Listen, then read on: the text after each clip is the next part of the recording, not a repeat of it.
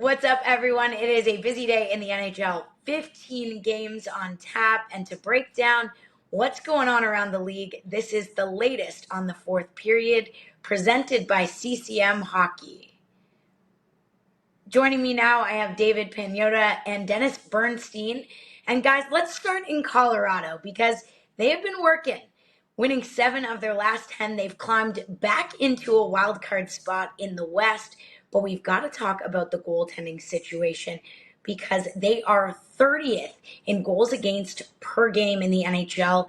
Their two goaltenders, Alex Georgiev and Justus Annunen, they're not even in the NHL's top 45 in save percentage yet. Management keeps saying we're confident in our guys, whether that's to the media or to other clubs who are inquiring. How long does that last? That's a great question, Kate. I mean, as you said, the message they're relaying is they're fine in that. They believe in their guys. They're comfortable with their goaltenders, but the numbers just seem to suggest otherwise. Now, take the Tampa game the other day away from the equation because the entire team kind of fell apart there, but both goaltenders weren't really on top of their game.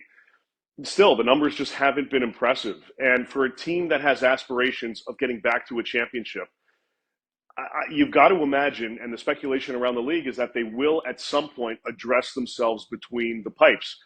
Georgiev's a free agent. They don't have any long-term commitments in net, and they may have some options. We know Mackenzie Blackwood's name has been kind of out there a little bit as a potential. I'm curious about Dan Vladar, what happens with Calgary if they drop and slip a little bit down the standings. But the guy that everyone's pointing to, myself included, and DB, you see him a little more than I do, and that both of us do. John Gibson in Anaheim. He's ready to move on. He's got to prove himself that he's back from injury and he's healthy and he can play consistent minutes. Once he does that, I've got to imagine that that's going to be a target. And Anaheim is in a position now where they're willing to retain on that contract. It's got a couple of years left, $6.4 million cap hit. It just makes too much sense, doesn't it? Yeah, it does. But remember, this is an organization that won a Stanley Cup with Darcy Kemper.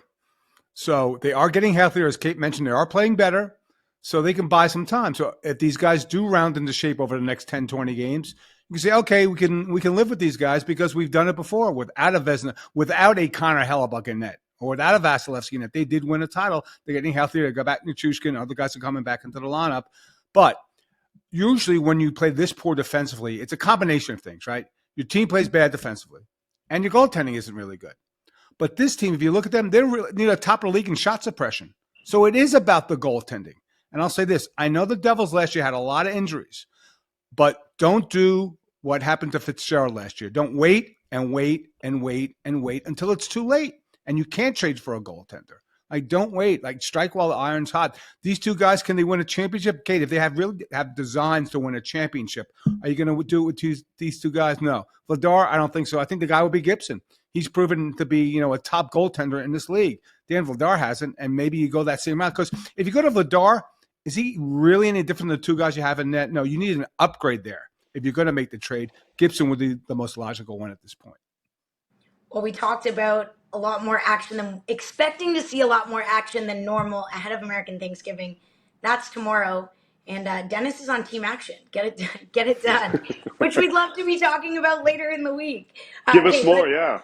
Let's head over to the island. Tough Monday night for the Islanders. Up 2-1 going into the third. Then they give up 3 goals. They've given up 33 third period goals this season. They're on the outside looking in, not in the playoff mix. So if this continues to be the trend for them, are they looking at moving some vets? Would Brock Nelson or Kyle Palmieri be available?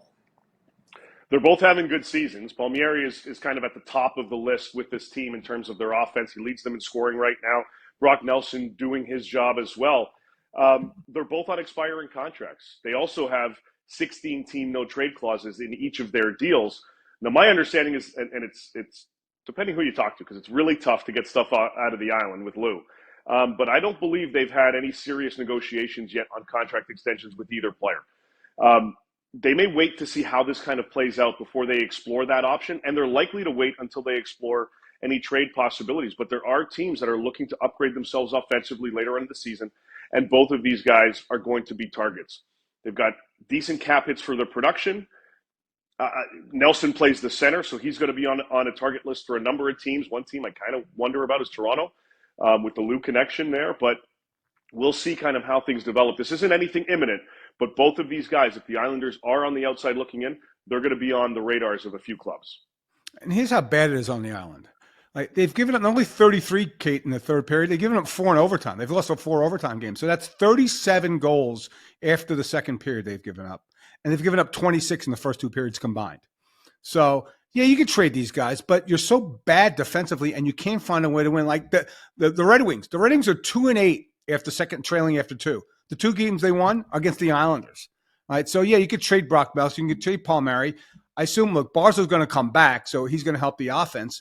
But it's not really about the offense. Here's the thing. What are the Islanders? Are they pretenders? Are you now, if you're going to trade these 2 players, you're saying, okay, we're not a playoff team. We're selling the farm. It's time to rebuild.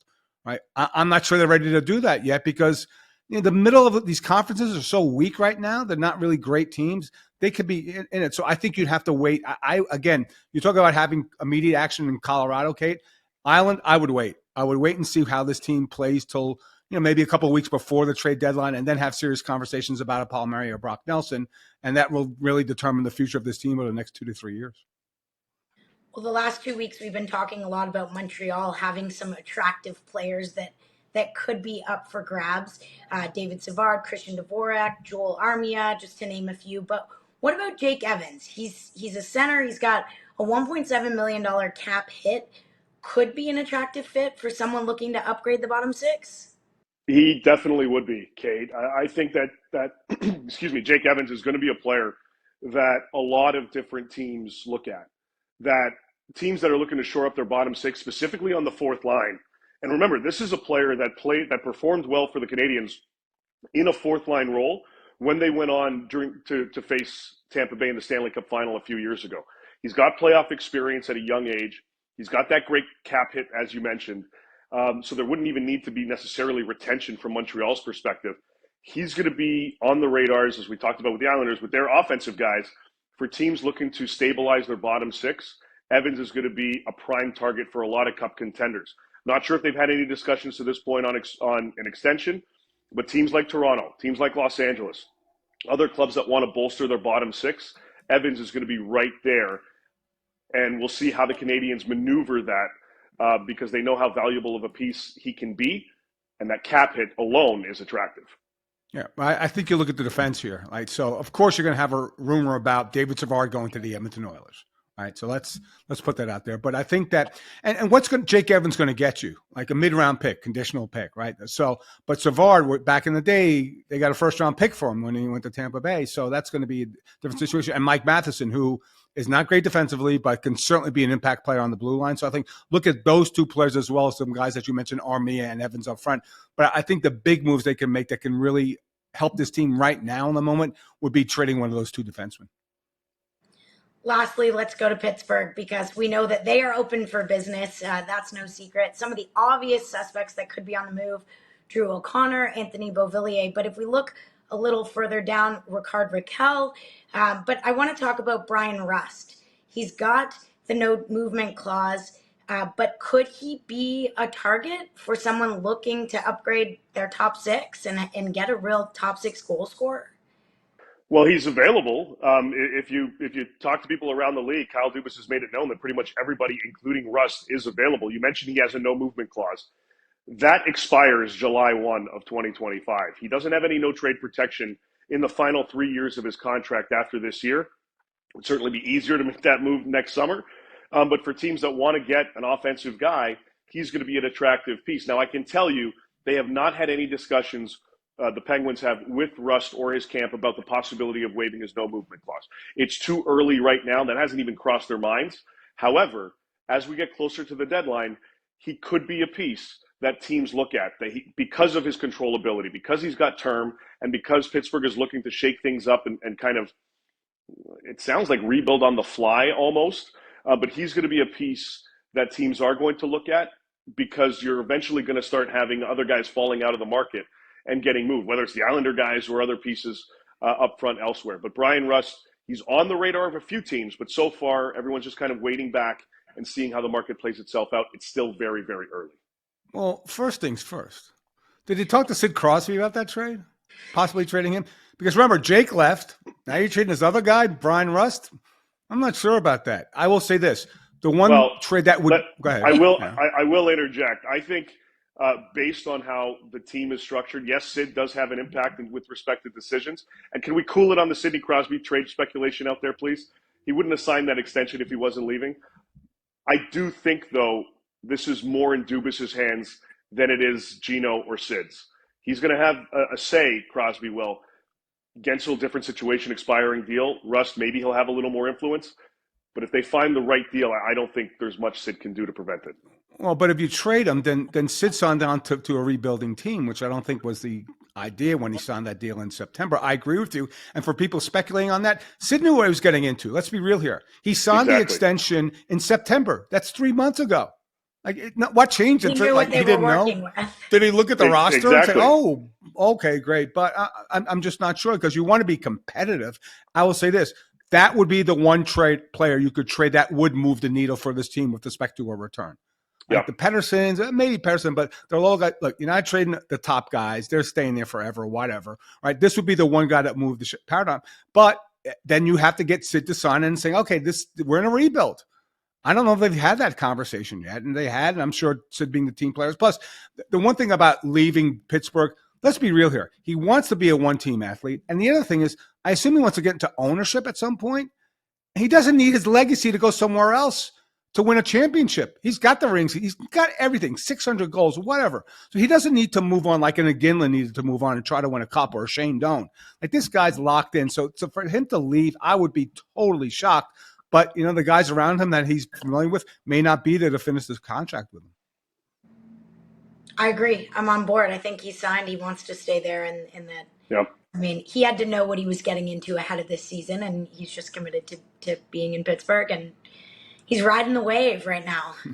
And he's earned it. He can do whatever he wants. He's like Mario level pretty much of this era.